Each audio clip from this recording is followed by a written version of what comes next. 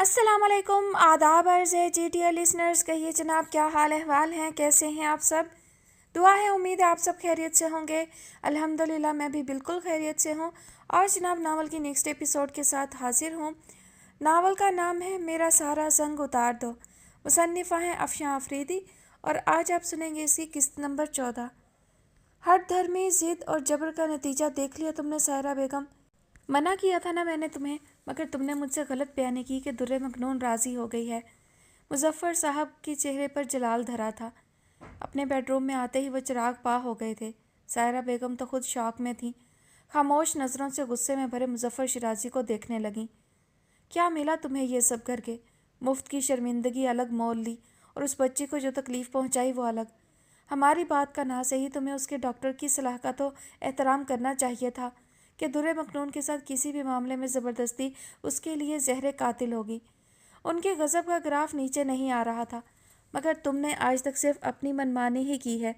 ज़िंदगी के दीगर मामलात को मैंने तुम्हें नहीं टोका, कोई कदगन नहीं लगाई और शायद यही गलती हुई मुझसे।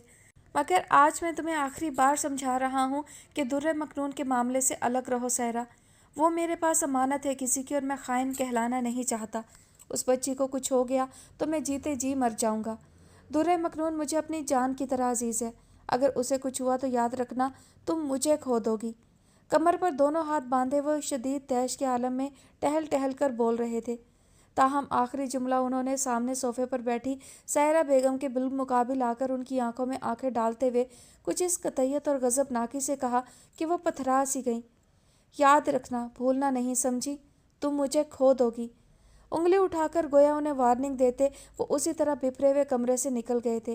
और दर हकीकत सायरा बेगम खुद इस अचानक टूट पड़ने वाली अफ्ताद के लिए ज़हनी तौर पर तैयार नहीं थी, इसलिए अभी तक सख्त अपसेट थी। उन्हें कतई अंदाज़ा नहीं था कि दुर्रे मखनून इस तरह शदीद रद्द अमल देगी और उसके नतीजे में मुजफ्फर साहब ज़िंदगी में पहली बार उन्हें इस तरह वार्निंग देंगे। दुर्रे मखनून को घर से रुखसत करने का प्रोग्राम उन्हें खाक में मिलता हुआ नज़र आ रहा था। वाकई इस मामले को जिस कदर आसान वो समझ रही थी, ऐसा सहल ये था नहीं, और इसका एहसास उन्हें कदर ताख़ीर से ही सही हो गया था। दुर्रे मखनून को धमका कर या इमोशनल ब्लैकमेलिंग के ज़रिए वो अगर राज़ी कर भी लेती हैं तो भी उसके एहसाब को कंट्रोल करना किसी के बस का रोग नहीं था। खुद दुर्रे मखनून भी अपने आप पर कोई इख्तियार नहीं रख सकती, तो जाके दूसरे लोग, और लोग भी वो जो उसके खिलाफ मंशा काम उससे लेना चाहते हैं। शायद मुजफ्फर ठीक ही कहते हैं, मुझे इस मामले में जल्दबाजी नहीं करनी चाहिए। शादी का घर है ये, दूसरे मुजफ्फर खुद अभी अस्पताल से लौटे हैं। ऐसे में दुर्रे मखनून की जहनी और जिस्मानी सेहत पर पड़ने वाले नाखुशगवार असरात मुजफ्फर को फिर से बीमार कर सकते हैं।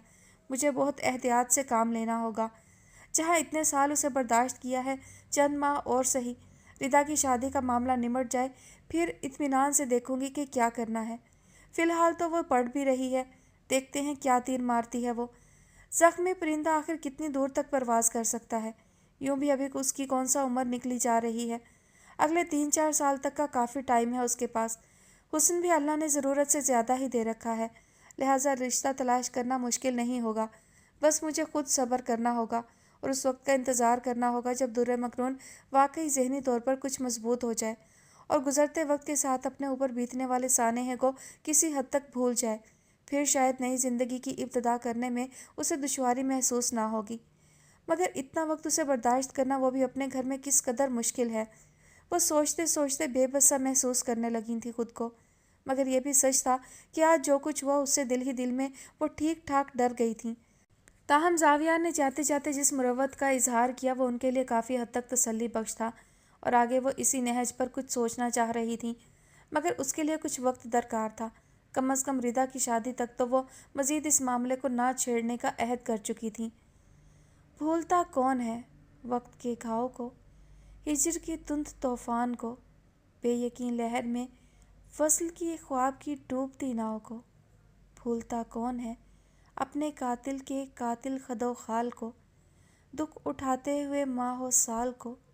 भूलता कौन है उम्र की शाख पर खिलने वाली उस अव्वलीन शाम को, बेसबब जो लगा उस इल्ज़ाम को, फिर तेरे नाम को। भूलता कौन है अपने कातिल के कातिल खदो खाल को। भूलता कौन है।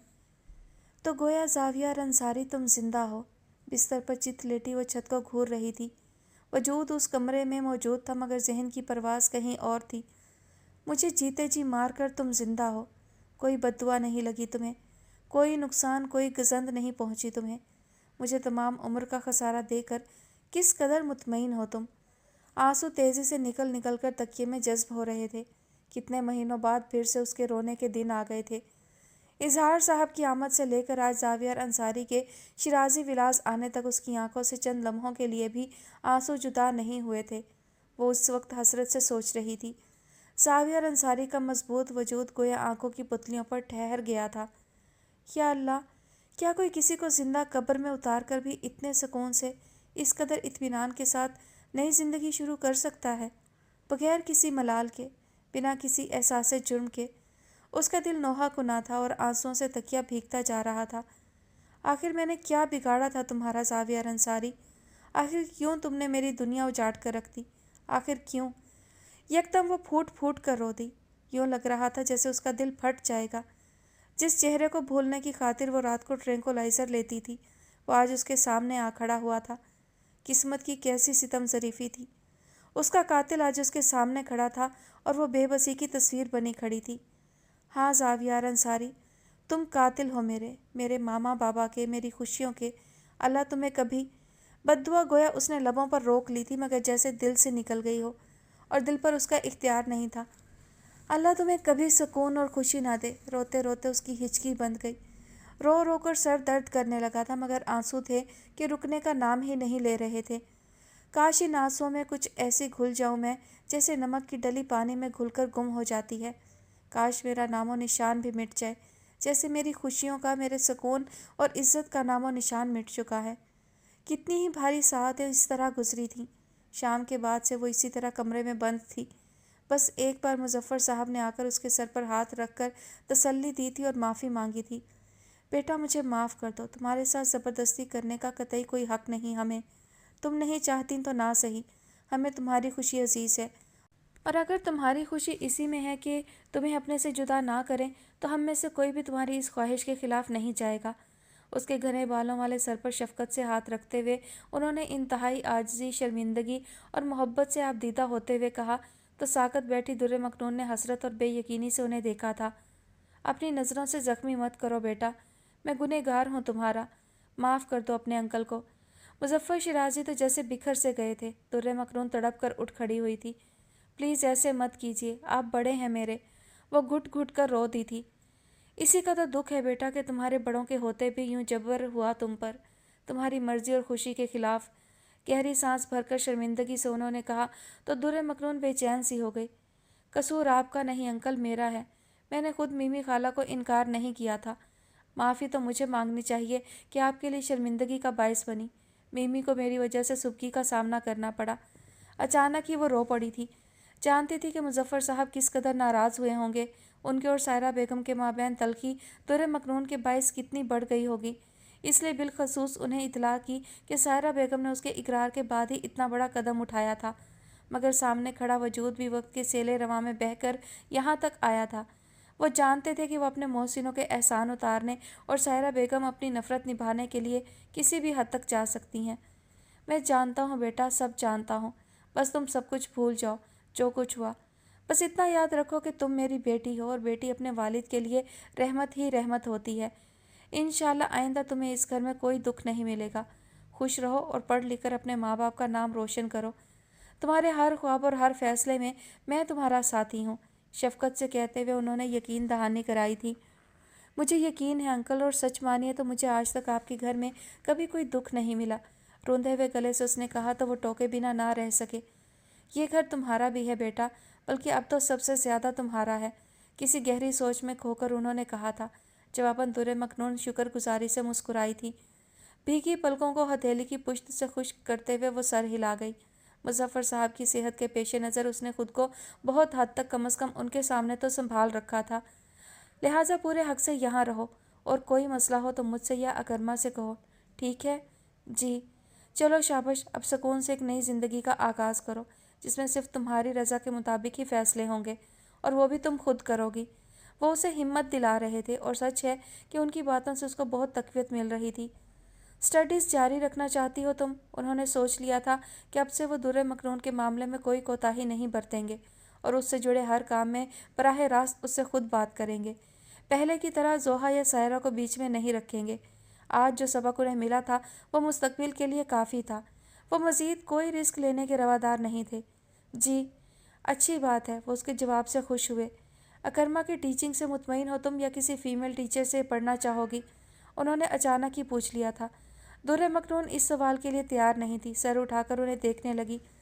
वैसे तो अकरमा बहुत अच्छा उस्ताद है और मुझे लगता है कि तुम फैमिली मेम्बर के साथ कंफर्टेबल फील करोगी बनिस्बत किसी आउटसाइडर के। इसी वजह से मैंने अकरमा को ये जिम्मेदारी दी। लेकिन अगर तुम चाहो तो। नहीं अंकल, उसकी ज़रूरत नहीं, वो मुझे अच्छी तरह गाइड कर रहे हैं और मैं उनकी टीचिंग से मुतमईन हूँ। उसने नरमी से कता कलामी की थी। किसी नए चेहरे से मुतारफ़ होने की कतई हिम्मत नहीं थी। आज जिस तरह अचानक जावियर अंसारी से मुलाकात हुई वो उसे अजनबी लोगों से मज़ीद खौफज़दा कर गई थी। उसके लिए तो दुनिया गोल ही थी। खौला के ज़रिए जावियार को उसके यहाँ आने की इतला हो सकती है, इसका तो उसे खदशा था और कई दिनों से हर नमाज में वो यही दुआ करती थी कि खौला लाहौर फ़ोन करके उसके यहाँ होने की खबर किसी को ना दे।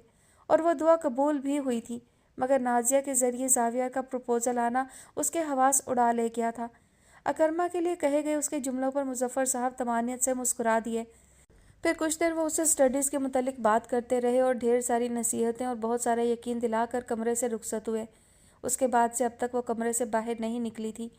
हत्ता कि डिनर के लिए भी जब उसे बुलाया गया वो सोती बन गई थी। जावियर के बाद इजहार साहब का सामना करने का उसका इरादा नहीं था, मगर अब रात के 10 बज रहे थे। दरवाजे पर दस्तक सुनकर उसे उठना ही पड़ा। हस्ब तवक्को दादी ही थी और साथ में खाने की ट्रे भी थी। वो शर्मिंदगी के बायस नज़र नहीं मिला सकी। दादी उसके लिए कितनी फ़िक्रमंद थी उसे मालूम था। प्लीज़ दादी, मुझे बिल्कुल भूख नहीं, आपने क्यों तकलीफ़ की? खाना टेबल पर रखकर उन्होंने उसे बहुत इसरार से नवाला देना चाहा तो वो बेइख्तियार कह उठी, खाने से गफलत बरतना अच्छा नहीं बेटा, वरना सेहत ठीक नहीं रहती। हमारे प्यारे नबी सल्लल्लाहु अलैहि वसल्लम का इरशाद पाक है कि रात का खाना ना खाना ज़ईफ़ी लाता है। लेकिन यकीन कीजिए मुझे इस वक्त कतन ख्वाहिश नहीं। वो गोया रो देने को हो गई थी। एक तो यह परेशानी, उस पर दादी और शिराजी अंकल की मोहब्बत, उसे तो जैसे ख़रीद लिया गया था। दादी का हाथ मोहब्बत से हाथ में लेते हुए उसने कहा तो वो बेबस सी होने लगी। अच्छा, खाना नहीं खाना तो एक गिलास दूध ही पी लो। बड़ी लिजाजत से दादी ने कहा तो वो मजबूर हो गई। अस्पात में सर हिला दिया। चलो तुम बैठो, मैं लेकर आती हूँ। नहीं, मैं खुद ले आऊँगी। वो बददिली से उठ खड़ी हुई। दादी नीचे से उसके लिए खाना लाई थी। बुजुर्गों की खिदमत की जाती है, जबकि यहाँ उल्टा मामला था। दादी उसकी खिदमत कर रही थी। ट्रे उठाकर उसने बाहर की जानिब कदम उठाए थे कि अचानक कुछ याद आने पर पलटी। सारा बाजी और रेमन वगैरह लौट आए दादी? नहीं बेटा, वो तो इजहार मियाँ के कज़न के घर ही रुक गए हैं। कल सुबह उन सबका सी साइड जाने का प्रोग्राम बन गया है, इसलिए।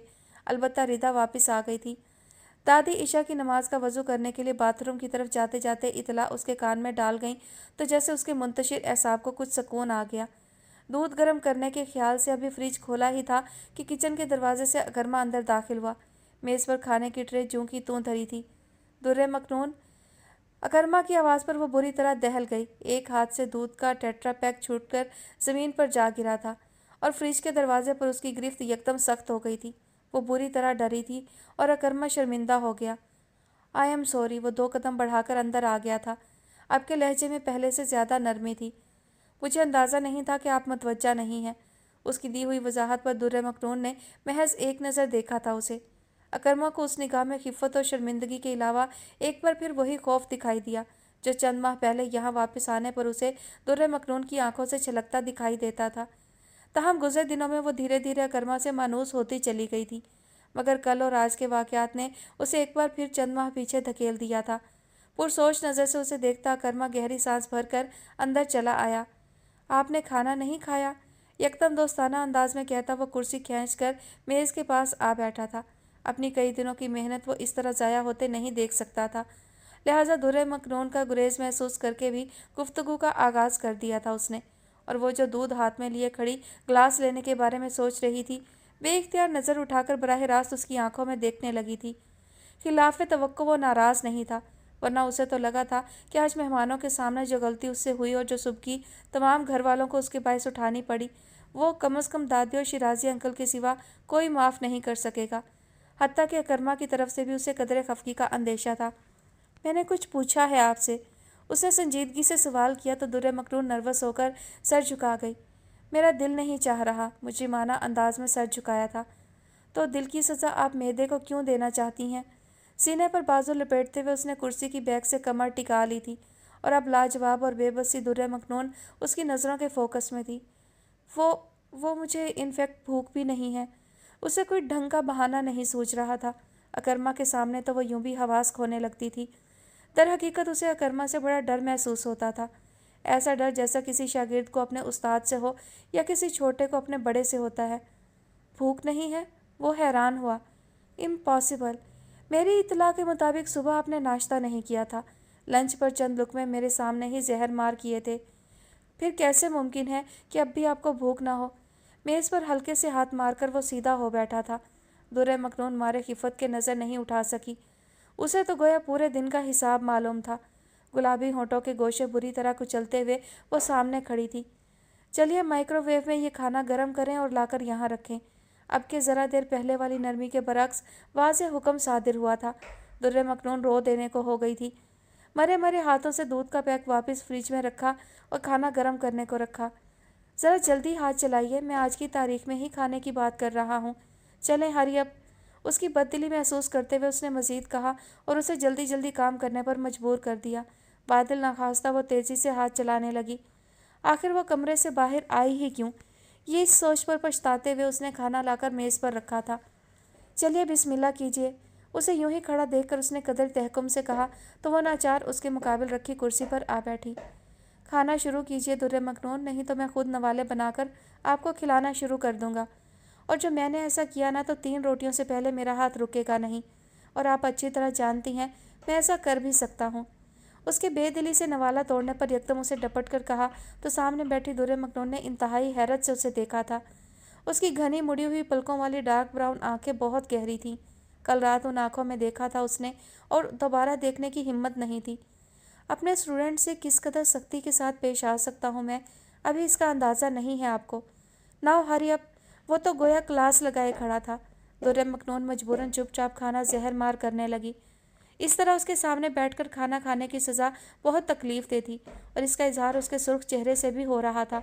अकरमा को बिलाखिर तरस आ ही गया और वो जिस काम के लिए आया था यानी कॉफ़ी के लिए वही बनाने उठ खड़ा हुआ। ये रोटी आप मुकम्मल खाएंगे और डेजर्ट का एक बाउल। इसके बाद हम दोनों कॉफ़ी पियेंगे और आप अपनी मेडिसिन लेंगी। Is that clear to you? Coffee maker की तरफ जाते हुए उसने हुक्म दिया था। गोया हुक्म हाकिम मर्गे मफाजात के मसदाक वो सिर्फ सर ही हिला सकी थी। अकरमा को उसके रोए रोए चेहरे को देखकर दर हकीकत बड़ा तरस आया, मगर इस वक्त ये सख्ती उसके लिए ज़रूरी थी, इसलिए नज़रअंदाज करके आगे बढ़ गया। और फिर वाकई उसने खाना पूरा खाए बगैर उसे किचन से निकलने नहीं दिया। इसी दौरान कॉफ़ी भी बन गई तो वो मग में निकालकर उसके साथ ही बाहर चला आया। लीजिए पिए। एक मग उसे थमाया तो वो शुक्रगुजार सी हो गई। थैंक्स, मध्यम सी आवाज़ में कहा। अरे थैंक्स तो मुझे आपका कहना चाहिए कि आपने खाना खा लिया। दर हकीकत तो मैं शुक्रगुजार हूँ आपका। उसकी समझ में नहीं आया कि वो तंज कर रहा है या संजीदा है। बेइख्तियार नज़र उठाकर उसे देखा था। ऐसे क्या देख रही हैं? कुछ गलत कहा मैंने? कॉफ़ी का सिप लेते हुए वो लाउंज में बड़े सोफे पर बैठ गया था। दुर्र मखनून इस दर्जा संजीदगी पर कुछ नर्वस सी हो गई। वो उसे नज़रों के फोकस में लिए हुए था। बकौल शायर, ज़िंदगी यूँ गुजारता है कोई, जैसे एहसान उतारता है कोई। आपका मामला भी कुछ ऐसा ही है दुर्र मखनून। लाख चचा जान और घर वाले आपकी फ़िक्र करें, परवाह करें, आप अपनी परवाह करने के लिए कतई तौर पर तैयार नहीं। आपको नहीं लगता ये एक तरह से नाशुक्रापन है आपका? हाथ से उसे सामने वाले सोफे पर बैठने के लिए इशारा करते हुए वो कह रहा था। दुर्र मखनून एक बार फिर बहरे पशेमानी में गर्क होने लगी थी। बेइख्तियार आंसू उसकी पलकों तक चले आए थे। आंसू और सिर्फ आंसू। वो जैसे मायूस हुआ था। मग सेंट्रल टेबल पर रखते हुए वो सीधा हो बैठा था। सिवाय इन आंसुओं के कोई जवाब है आपके पास? कोई रिटर्न, कोई रीज़न इस तरह ज़िंदगी गुजारने का?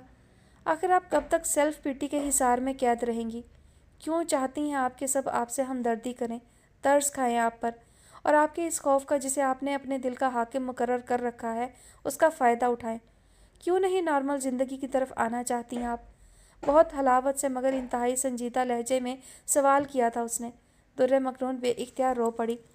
मकदूर भर कोशिश के बावजूद वो खुद पर इख्तियार खो बैठी थी। कुछ तो मुजफ्फर साहब और दादी की मोहब्बत और खलूस ने उसे शर्मिंदगी में पौर पौर भिगो दिया था, और कुछ जावियार अंसारी से मुलाकात ने उसे गोया जड़ों से उखाड़ रखा था। ऐसे में अकरमा शिराजी का यूं नरमी और खलूस से फिक्र जताना उसे यकदम बेइख्तियार कर गया। वो रोई और खूब खुलकर रोई। अकरमा तासुफ और बेबसी से उसे यूं ही रोता देखता रहा। कितनी ही देर गुजर गई मगर दुर्र मखनून जैसे आंसू बनकर बह जाना चाहती थी। दिल था कि अश्कों में घुले जा रहा था। बिलाखिर अकरमा ने ही उसे पुकारा। दरहकीकत वो इस तरह घुट घुट के रोने पर तकलीफ़ महसूस कर रहा था।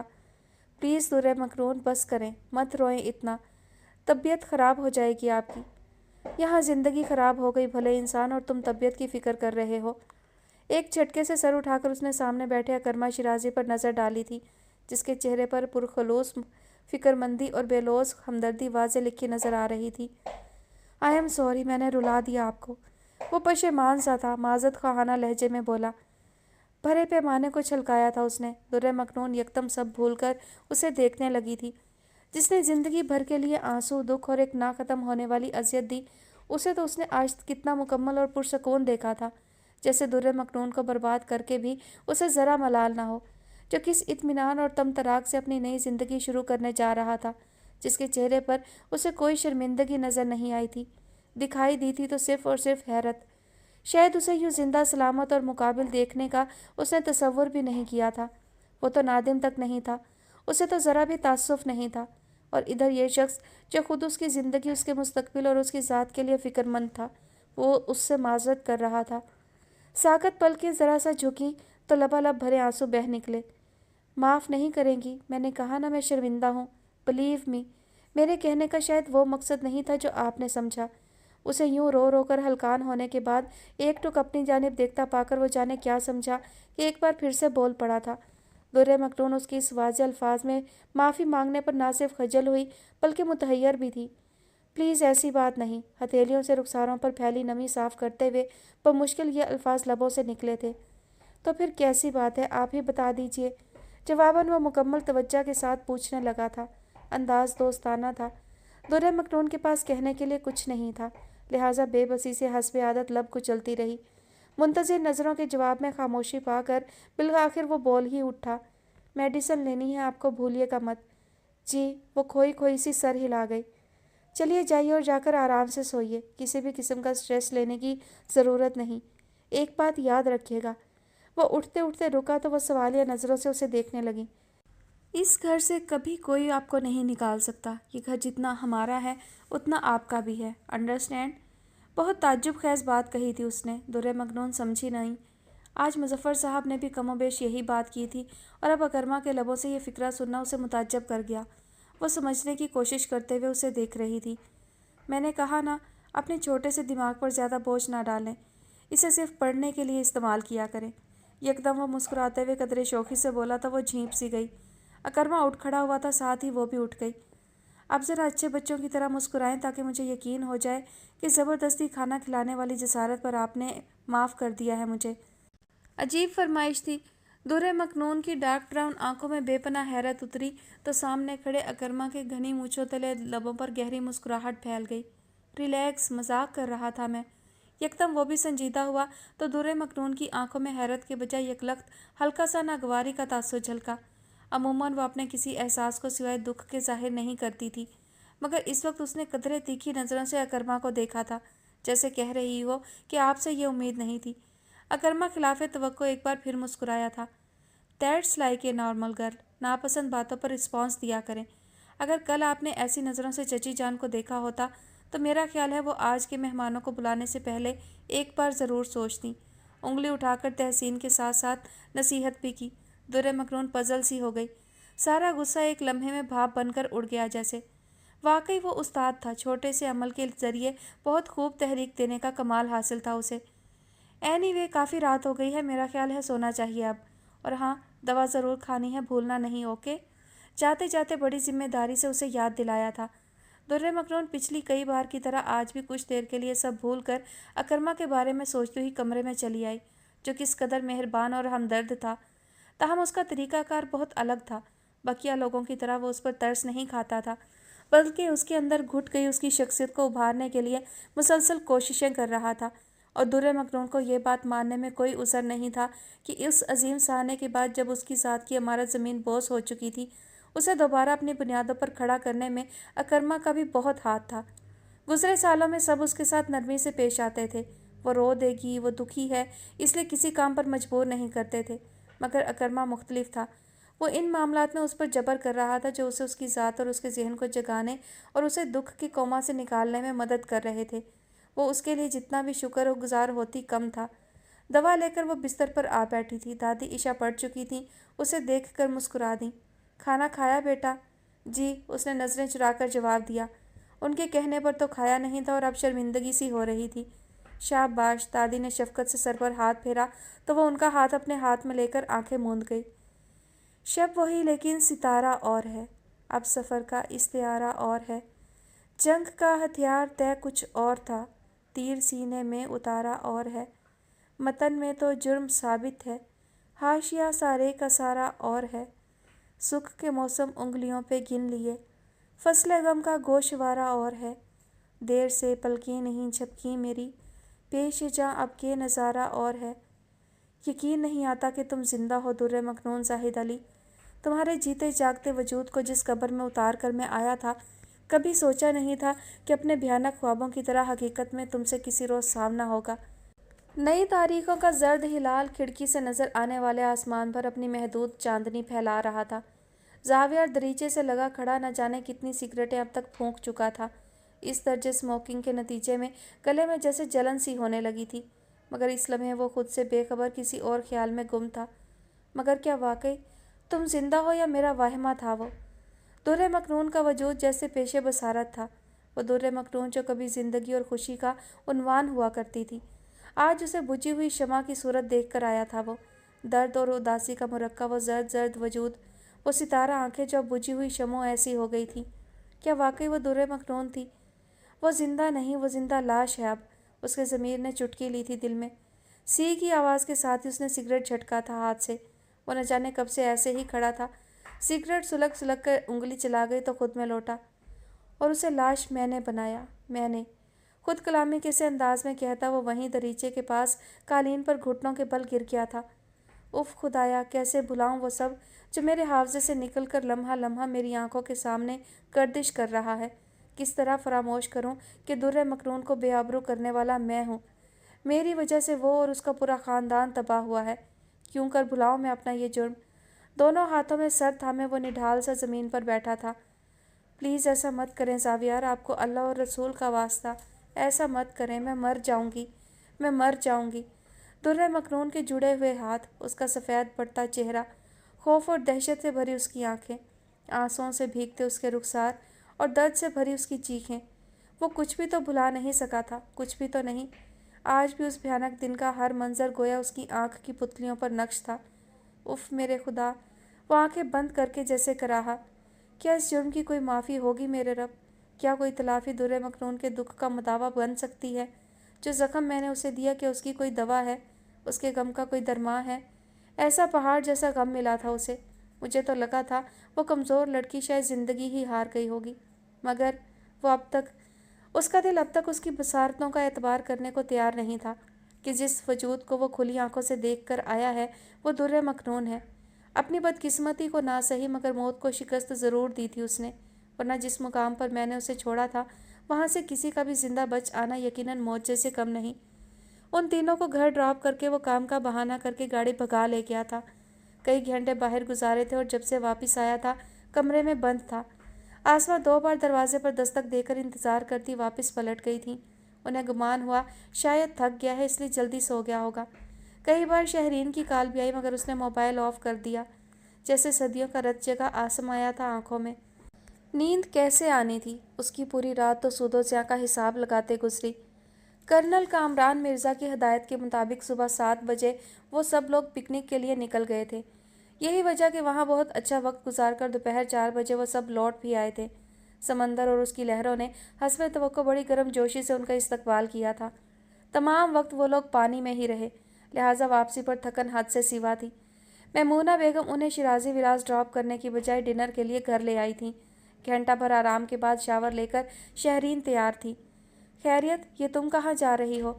उसे ड्रेसिंग रूम से निकलते देखकर खौला ने पूछा था। सोच रही हूँ ज़रा ज़वी की तरफ चक्कर लगा आऊँ, कल से फ़ोन रिसीव नहीं किया है उसने। यकीनन जनरल ज़ावियर का मूड अब तक ठीक नहीं हुआ। कलाई पर घड़ी बांधते हुए शहरीन इत्मीनान से बोली, साथ ही चेहरे पर फिक्र के साथ साथ मुस्कुराहट भी थी। जवाबन खौला ने उसे संजीदगी से देखा। तुम्हारी ये नाज बरदारियाँ ही तो हैं जिन्होंने उसका दिमाग ख़राब कर रखा है।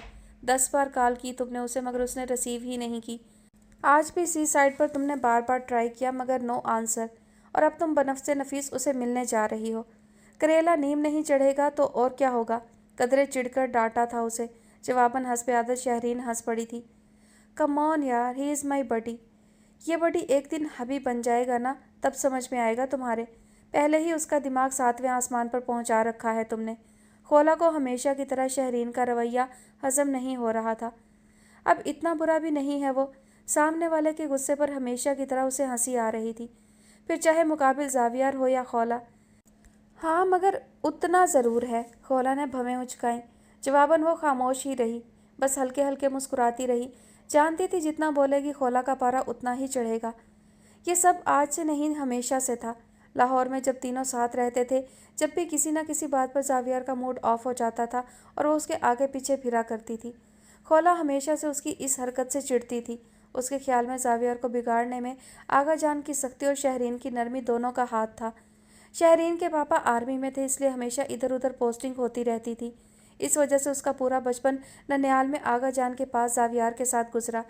बाद में मिडल के बाद शारजा से आई खौला ने भी उन्हें ज्वाइन कर लिया था, जो कि अगले 8-9 साल उनके साथ रही।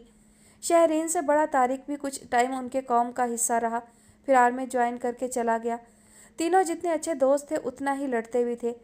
वैसे एक बात बताओ शहरीन, तुम्हें नहीं लगता कि जिस तरह तुम उसके आगे पीछे फिरती हो वो इसका कुछ और मतलब भी ले सकता है? उसकी खामोशी पर खौला ने इस्तफसार किया तो वो ना समझने वाले अंदाज से उसे देखने लगी। मानी मानी ये कि ज़वी जानता है आका जान की ख्वाहिश क्या है। ऐसे में तुम्हारा इतना कंसर्न होना वो किसी और मानी में भी ले सकता है।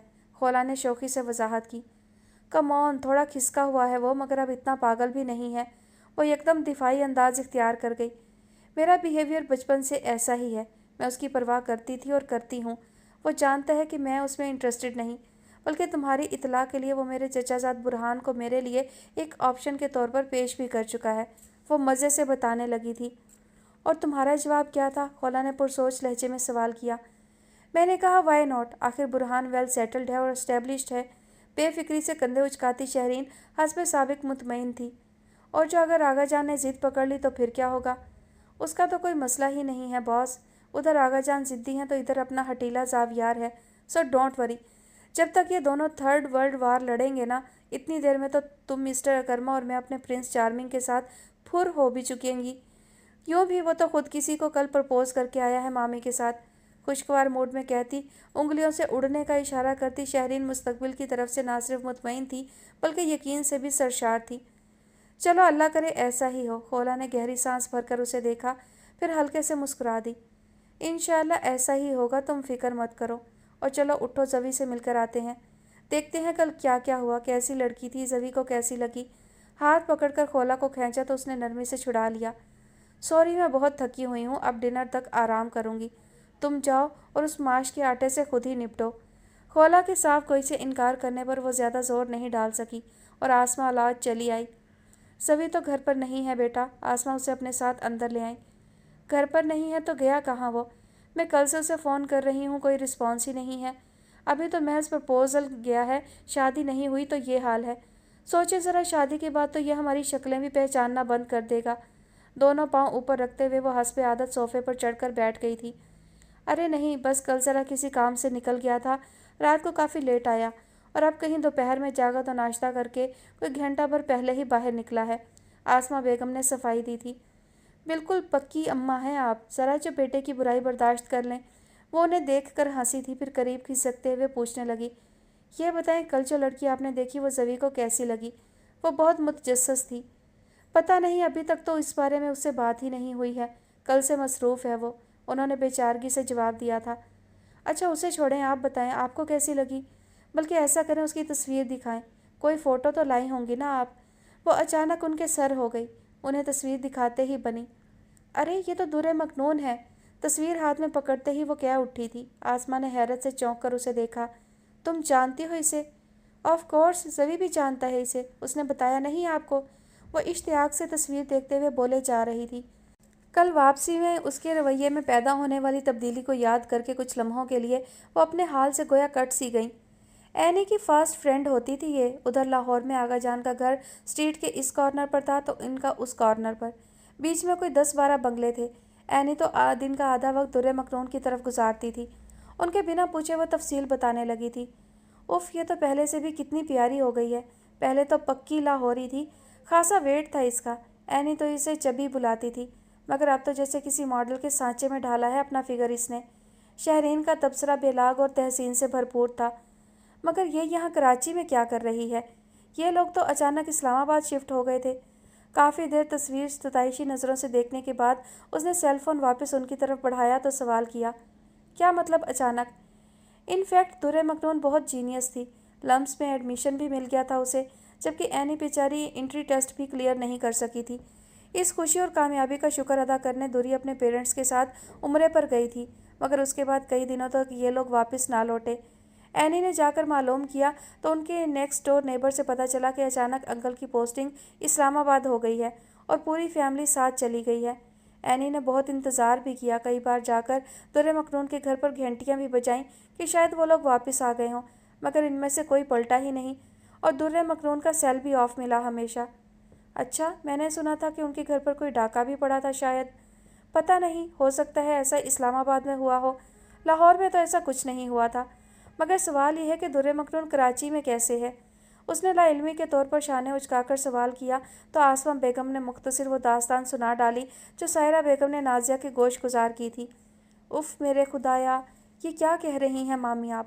مجھے یقین نہیں آ رہا کہ صوفیہ آنٹی کی ڈیتھ ہو گئی ہے۔ کتنی زبردست خاتون تھیں وہ۔ در مکنون ان سے اور وہ در مکنون سے کتنا پیار کرتی تھی۔ اب کیسے رہتی ہوگی وہ اپنے پیرنٹس کے بغیر؟ شہرین جیسی غیر سنجیدہ لڑکی کی آنکھ میں نمی اتر آئی تھی۔ آسماء بہت متاثر ہوئی۔ بس بیٹا، سب اللہ کی مرضی ہے، ہر آنے والے کو جانا تو ہوتا ہی ہے نا۔ اب در مکنون اپنی خالہ کے پاس یہاں کراچی میں رہتی ہے۔ انفیکٹ والدین کے انتقال کے بعد وہ کافی ٹائم کے لیے ڈینائل میں چلی گئی تھی، اسی وجہ سے اسٹڈیز بھی کمپلیٹ نہیں ہو سکی۔ پھر کہیں جا کر رفتہ رفتہ صحت بہتر ہوئی، اب سنا ہے کہ پرائیویٹ امتحان دے رہی ہے۔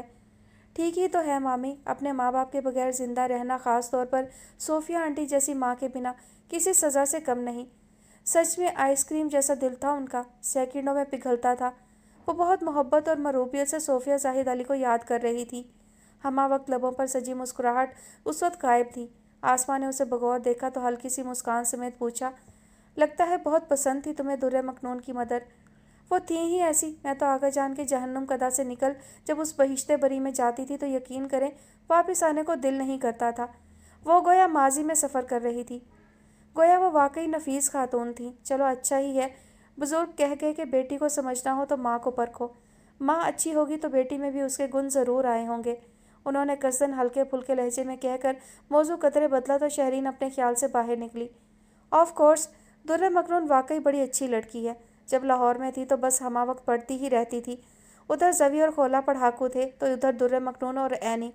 طارق بھائی البتہ نارمل تھے، اور ایسے میں بیچاری پورے گھر میں بوکھلائی پھرا کرتی تھی، لہٰذا جو ہی موقع ملتا میں در مکنون کے گھر جا پہنچتی۔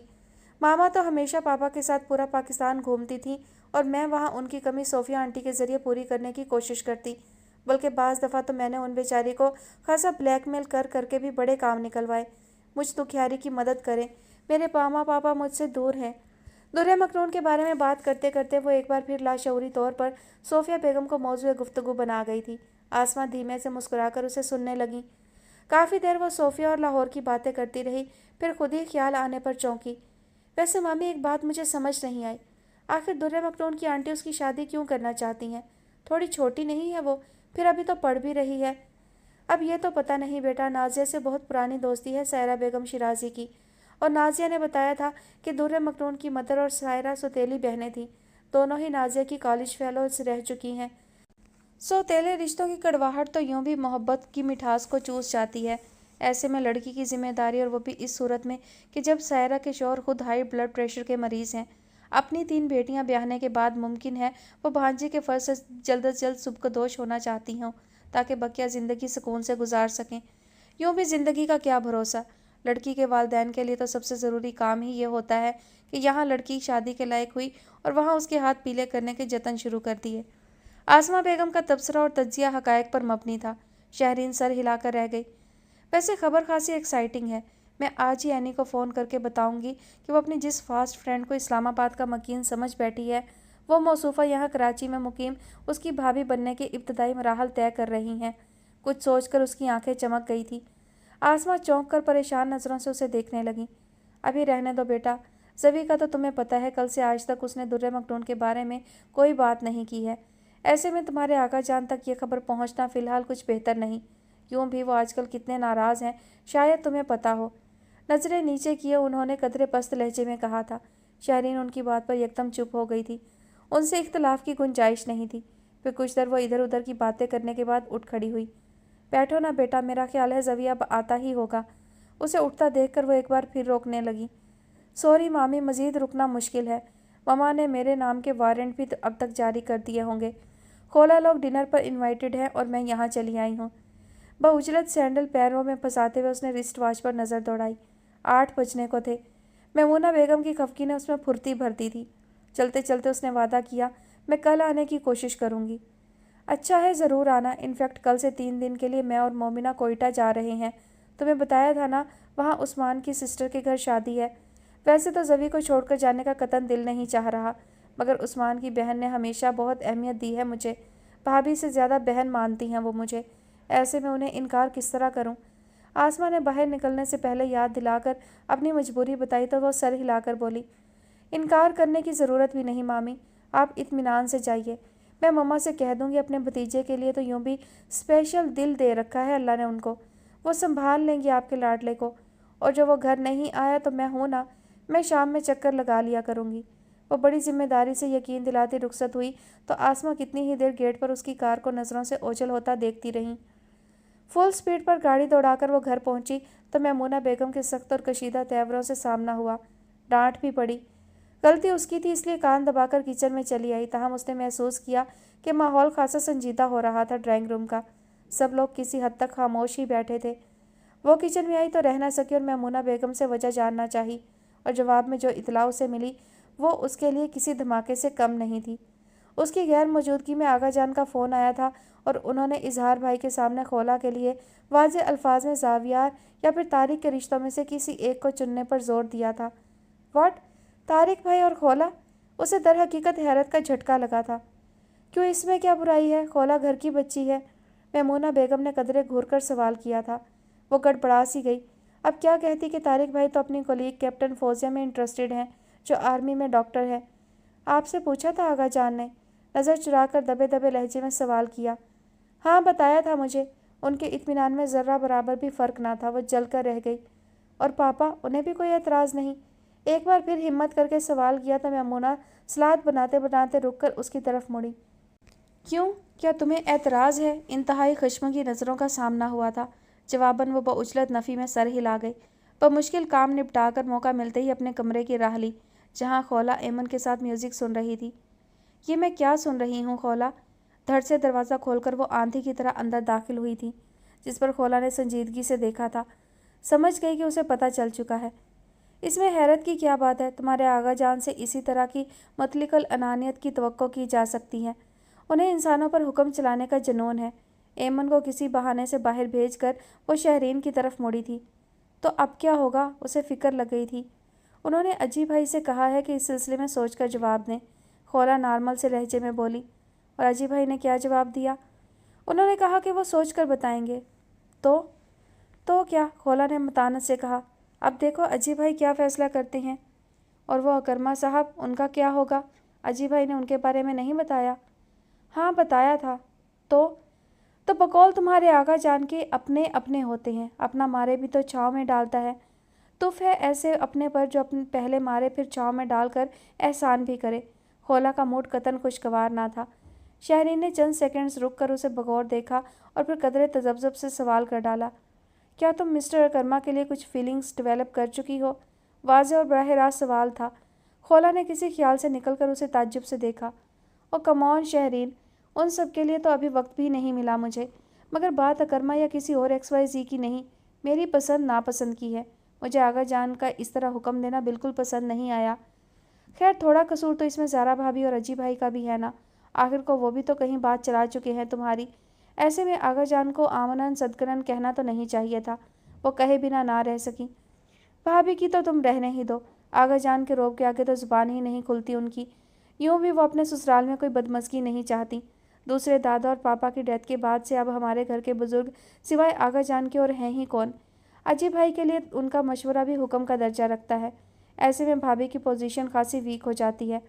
रह गए अजी भाई तो फ़िलहाल तो उन्होंने भाभी के ज़रिए मुझ तक ये शाही फरमान पहुंचा दिया है। कहना तो उनका यही है कि मैं तीनों में से किसी एक को चुन लूँ कि ज़िंदगी तो मुझे ही गुजारनी है। मगर क्या? शहरीन हमातन गोश थी, तेज़ी से पूछा। मगर मैं जानती हूँ उनकी ख्वाहिश भी फैमिली में ही रिश्ता करने की होगी।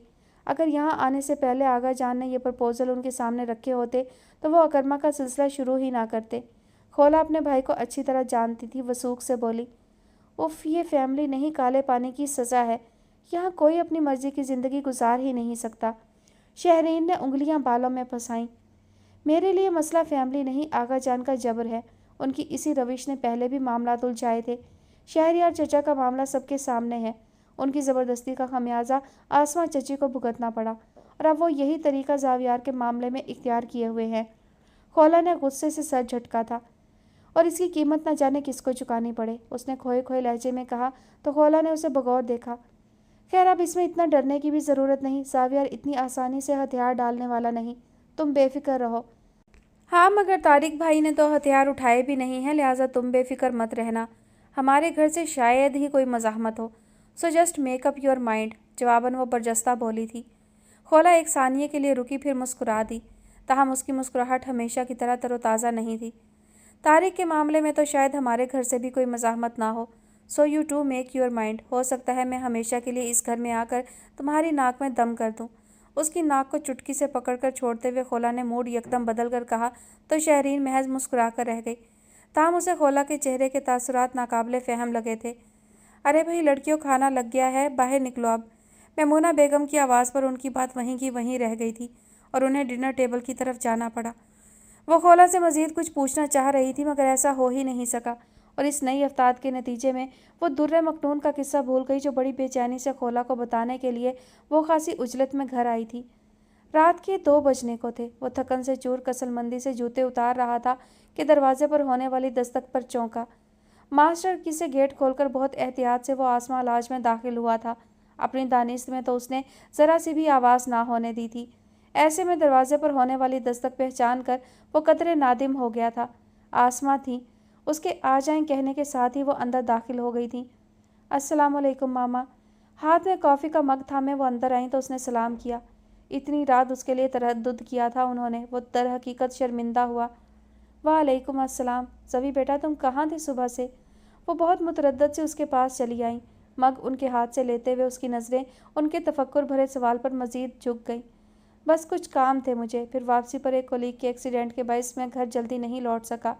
बिना नज़र मिलाए उसने बउजरत बहाना घड़ा। आसमा कुछ देर यूं ही जांचती नज़रों से उसे देखती रहीं, फिर गहरी सांस भरकर चुपचाप बेड के पास पड़े सोफे पर टिक गई। आप अब तक सोई नहीं या अभी जागी हैं? गरम गरम कॉफ़ी का सिप उसकी तकन जज़ब कर गया था। मुतफक्किर सा वो सवालिया हुआ तो आसमा बेगम ने गहरी संजीदा नज़र से उसे देखा।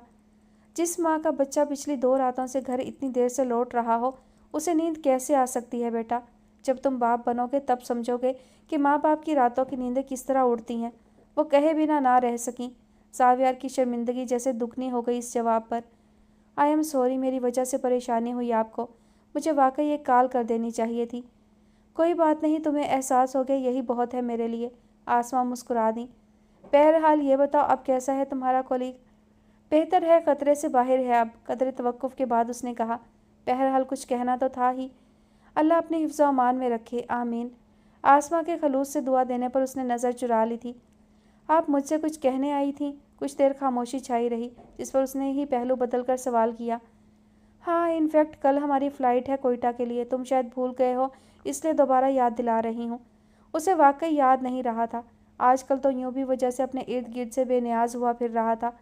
احساس جرم نے رات کی نیند ہی نہیں دن کا چین بھی چرا رکھا تھا۔ دل کو کسی طور قرار نہ تھا، نہ ذہن میں کوئی بات ٹک رہی تھی۔ اس وقت بھی ان کے یاد دلانے پر وہ چونکا۔ شہادت کی انگلی سے ماتھے کو اضطراری حالت میں رگڑا تھا اس نے۔ اندازہ ہے مجھے، بچپن میں بھی جب تم ناراض ہوتے تھے تو اسی طرح تمہارے ذہن سے ہر بات نکل جایا کرتی تھی۔ گود میں رکھے ہاتھوں کو بغور دیکھتے ہوئے انہوں نے کہا تو وہ واقعی چونکا۔ آپ سے کس نے کہا کہ میں ناراض ہوں؟ میں ماں ہوں تمہاری، تم نہ بھی کہو میں محسوس کر سکتی ہوں۔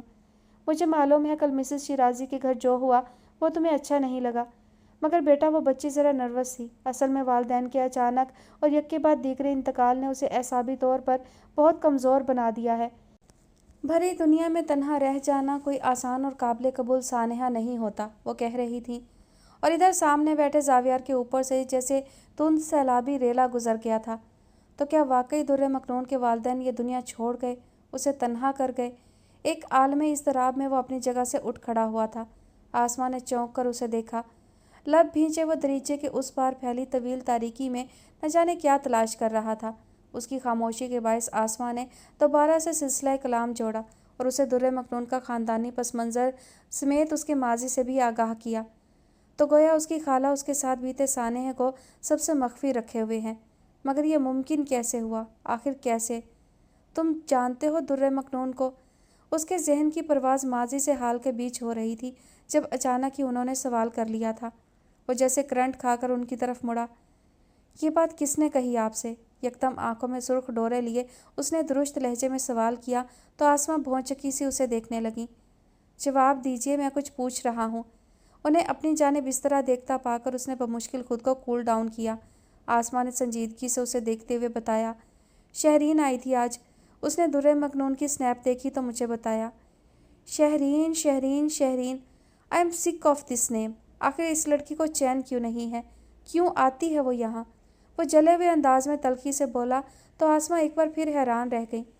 کم آن زوی، تمہاری کزن ہے، تمہاری دوست ہے اور سب سے بڑھ کر خیر خواہ ہے تمہاری۔ اسے پتا تھا کہ کل ہم پرپوزل لے کر گئے ہیں، اس لیے آئی تھی وہ یہاں۔ کئی گھنٹے انتظار بھی کیا تمہارا اس نے۔ پلیز آغا جان کی اس چمچی کا نام مت لیا کریں آپ، کوئی خیر خواہ نہیں ہے وہ، صرف جاسوسی پر مامور ہے اپنے نانا کی طرف سے، وہ غضب ناکی سے بولا تھا۔ خیر تھی شہرین کی کہ اس وقت اس کے سامنے نہیں تھی وہ۔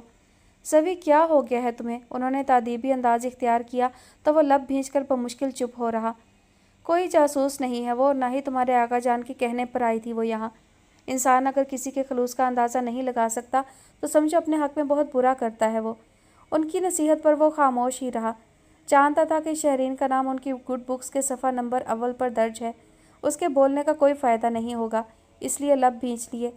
ویسے بہت تعریف کر رہی تھی وہ در مکنون کی۔ یکدم وہ موضوع کی طرف پلٹ آئی تھی، اس نے بے چینی سے بالوں میں انگلیاں پھیریں۔ مجھے بھی بہت اچھی لگی ہے وہ، مومنہ اور نازیہ کو بھی پسند آئی ہے، وہ خوشی سے بتاتے بتاتے رکیں۔ تم بتاؤ تمہارا کیا خیال ہے اس بارے میں؟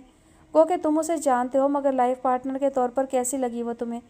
جس سوال سے بچنے کے لیے وہ گزشتہ 2 راتیں ایک دن ان سے بچتا پھر رہا تھا، بالآخر وہ اس کے سامنے آ کھڑا ہوا۔ بے چینی سے ایک بار پھر انگلیاں بالوں میں پھنسا کر وہ غیر مرئی نقطے کو تکنے لگا تھا۔ سوال تھا کہ تبتی سلگتی سلاخ سماعتوں کو چیر کر ذہن مفلوج کر گیا تھا جیسے۔ آسماں اس کی طرف متوجہ تھی، اسے خود میں واپس آنا پڑا۔ میں نے ابھی اس بارے میں ٹھیک سے سوچا نہیں ماما۔ بالآخر اسے الفاظ سوجھ ہی گئے۔ آسماں نے مایوس نظریں اس کے چہرے پر جما دیں۔ تم نے سوچا نہیں یا تم سوچنا چاہتے ہی نہیں؟ ایک اور کڑا سوال تھا۔ زاویہ جھنجھلا گیا۔ آپ کیا چاہتی ہیں کہ میں اپنی پوری زندگی سے متعلق اس اہم معاملے کو چند سیکنڈز میں طے کر لوں؟ کیا یہ ممکن ہے؟ بیزاری اور جھنجھلاہٹ کے باعث وہ بہت روکھا ہو گیا تھا۔ نہیں، میں نے یہ تو نہیں کہا۔ آسماں سنجیدہ ہو گئی تھیں۔ ہاں، مگر اتنا ضرور چاہتی ہوں کہ تم کل والے واقعہ کو اپنے فیصلے کی بنیاد مت بناؤ۔ میں نے تم کو بتایا تو ہے نا کہ وہ لڑکی کن حالات سے گزر رہی ہے اور کس طرح وہ لاہور سے کراچی آئی۔ وہ اپنا معافی ضمیر بیان کر کے چپ ہو گئیں تو زاویار کو اپنے رویے کا احساس یکدم ہوا۔ ماں کے چہرے پر کس قدر امید تھی جو اس کے لہجے پر مایوسی میں بدل گئی تھی۔ غصہ یکدم جھاگ کی طرح بیٹھا اس لمحے۔ وہ ڈھیلے ڈھیلے قدم اٹھاتا ان کے پاس چلا آیا اور ان کے قدموں کے پاس کارپیٹ پر تھکے تھکے انداز میں بیٹھ گیا۔ آپ فکر مت کریں، میں نے کہا کہ میں نے اس بارے میں ابھی سوچا نہیں، مگر اس کا مطلب یہ نہیں کہ میں نے آپ کی پسند کو ریجیکٹ کر دیا ہے یا میں اس معاملے کو آگے بڑھانا نہیں چاہتا۔ बस फ़िलहाल मैं किसी नतीजे पर पहुंच नहीं पा रहा। बट बिलीव मी, जैसे ही किसी फ़ैसले को मेरे ज़हन ने फ़ाइनल किया मैं आपको ज़रूर बताऊंगा और जल्द बताऊंगा, मेरा यकीन रखें। आसमा कुछ कहना ही चाहती थी कि उसने उनके हाथ पर अपना हाथ रख कर गोया यकीन दिलाया तो अल्फाज लम्हे भर के लिए उनके लबों पर ठिठर गए। आप फ़िलहाल इत्मीनान से कोयटा जाइए। मुझे उम्मीद है कि आपकी वापसी तक मैं किसी न किसी नतीजे पर ज़रूर पहुंच जाऊंगा। श्योर? पॉजिटिव? अब के वो शऊरी कोशिश के तहत मुस्कुराया था। आसमा कतरे पुरसकून सी हो गई। मुस्कुराकर दोस्ताना लहजे में कहने लगी, थैंक्स ज़वी, तुमने मेरे दिल का आधा बोझ हल्का कर दिया। बहुत प्यारी लगी मुझे वो लड़की। कितनी मासूमियत है उसके चेहरे पर। सादगी और हुस्न का बड़ा मुकम्मल इम्तजाज है वो। मुझे यकीन था कि उसे देखकर तुम सब कुछ भूल जाओगे। वाकई भूल ही तो गया मैं। अपना आप, अपने इर्द गिर्द मौजूद तमाम लोग और सबसे बढ़कर अपने वहाँ होने का जवाज़। कुछ भी तो याद नहीं रहा मुझे, कुछ भी तो नहीं। बहुत प्यारी जोड़ी बनेगी इसके साथ तुम्हारी। मैं सोचती हूँ कि अगर तुम राज़ी हो गए तो तुम दोनों की मंगनी कर दूँगी। दुर्रे मखनून अभी ग्रेजुएशन कर रही है। कुछ तुम भी फौरी तौर पर शादी के लिए तैयार नहीं। अच्छा है, इंगेजमेंट के बाद एक दूसरे से मिलना जुलना हो जाएगा तो धीरे धीरे एक दूसरे को जान लोगे, अंडरस्टैंडिंग हो जाएगी। वैसे तुम उसे एनी के हवाले से तो जानते ही हो, मगर क्या कभी हेलो हाय भी होती थी तुम्हारी उससे, या महज शक्ल सूरत की हद तक वाकफियत है? बड़े सरशार से अंदाज में अपने अरमानों का जिक्र करते करते यकदम उन्होंने इस्तफसार कर लिया था। ज़ाविया जैसे किसी नींद से जागा था। मतलब, मैं समझा नहीं आपका सवाल। वह उचकाकर सवाल किया।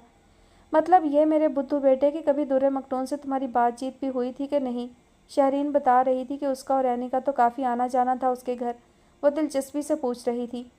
हाँ, मगर वो हमारी तरफ कभी कभार ही आती थी, गालिबन आगा जान की वजह से, उसने नज़र फेर कर जवाब दिया था। आसमा को कमरे में मलगजे रोशनी के बायस उसका चेहरा बहुत साफ नज़र नहीं आ रहा था, जिस पर अजियत के आसार बहुत वाज़े थे। गोया तुम महज चेहरे से ही वाकिफ़ हो। वो गोया जवाब लिए बगैर मौजू बदलने वाली नहीं थी। उसने आंखें बंद करके महज हूँ कहकर सर हिलाया तो यकदम आसमा को एहसास हुआ कि वो बहुत थका हुआ है। यकीनन उसे नींद आ रही है, लिहाजा वो उठ खड़ी हुई। कपड़े बदलने की नसीहत करती बिलाखिर वो कमरे का दरवाज़ा बंद करती बाहर निकल गई तो कितनी ही देर ज़ाविया अंसारी उसी तरह कारपेट पर बेसुध सा बैठा रहा। यूँ मालूम होता था गोया जिस्म में उठने की सक्कत ही ना रही हो। थकन गोया उसकी रोम रोम में उतर गई थी। उसने तकलीफ़ की शिद्दत के बायस आंखें भींच लीं, मगर ये तकलीफ़ उस वक्त और बढ़ गई जब बंद आंखों की पुतलियों पर आज से 3 साल पहले वाला मंजर किसी फिल्म की मानिंद चलने लगा। ऐसा मत करें ज़ावियार, मैं मर जाऊंगी, मैं मर जाऊंगी। दुर्रे मखनून की चीखें, उसके बयान उसकी समातों में जहर घोलने लगे थे। आप मेरे साथ ऐसा नहीं कर सकते, मैं आपकी बहन की दोस्त हूँ, प्लीज़ ऐसा मत करें। उसका बिलक बिलक कर रोना, उसके जुड़े हुए हाथ और खौफ की शिद्दत से सफ़ेद पड़ता चेहरा, वो कुछ भी तो नहीं भूला था। वो मंजर अपनी तमाम तर जुज़इयात के साथ उसकी याददाश्त में महफूज हो चुका था, जिसे चाह कर भी उससे मफर नहीं था। उफ़ मेरे मालिक, थोड़ी तो सज़ा कम कर दे मेरे रब, थोड़ा तो रहम कर दे। वो गिड़गिड़ाने लगा। तुमने रहम किया था उस बेबस लड़की पर? नहीं ना, तो फिर तुम किस रहम की भीख मांगते हो? आखिर किस रहम की? कोई उसके अंदर बुरी तरह चिल्लाया था। ज़ावियर ने तड़प तड़प कर दोनों हाथ कानों पर रख लिए, मगर अंदर सच की गूंज बढ़ती जा रही थी, तेज़ और तेज़, तेज़ तर।